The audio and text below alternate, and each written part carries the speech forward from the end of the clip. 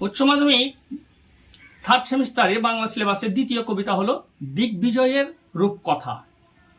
এই কবিতাটির লেখক অর্থাৎ লেখিকা কে, কবিতাটি কোন কাব্যগ্রন্থের অন্তর্ভুক্ত, কবিতাটি কত সালে, যদি কোনো পত্রিকার নাম থাকে সেই পত্রিকার নাম, প্রকাশকাল ইত্যাদি বেসিক প্রশ্ন অবশ্যই প্রিপারেশন করতে হবে।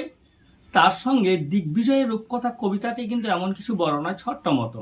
কবিতাটিকে মুখস্থ করে নেওয়াই ভালো, কারণ সত্য মিথ্যা বা ক্রমান্বয়ে সাজা প্রশ্নের উত্তর এখান থেকে থাকার সম্ভাবনা খুব বেশি। যদি মুখস্থ থাকে তবেই কিন্তু ঠিক মতো করা যাবে, তা না হলে কিন্তু ভুল হওয়ার সম্ভাবনা বেশি। কারণ সত্য মিথ্যাতে একটা নয়ের জায়গায় যদি নয়টা ডিলিট করে দেওয়া হয় তখন কিন্তু চোখে ধরে না, তাহলে মুখস্থটা করতে হবে, কিংবা এমনভাবে খুঁটিনাটি পড়তে হবে কোথায় হয় বা কোথায় নয়, কোথায় স্বীকার বা অস্বীকার আছে, এই বিষয়গুলো কিন্তু মনে রাখতে হবে।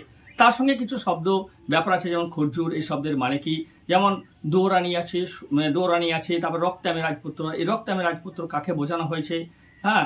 তারপরে সেই সঙ্গে যে ওই যে দৌরানি তার রাজপুত্রকে সাজাচ্ছে, তার কাছে অস্ত্রগুলো কি, ভালোবাসায় কোনটা, বিশ্বাস কোনটা, ইত্যাদি ইত্যাদি। এই বিষয়গুলো আমি প্রশ্ন এবং উত্তর সহ আপলোড করব, তোমরা সঙ্গে থাকো, পেয়ে যাবে খুব সহজেই।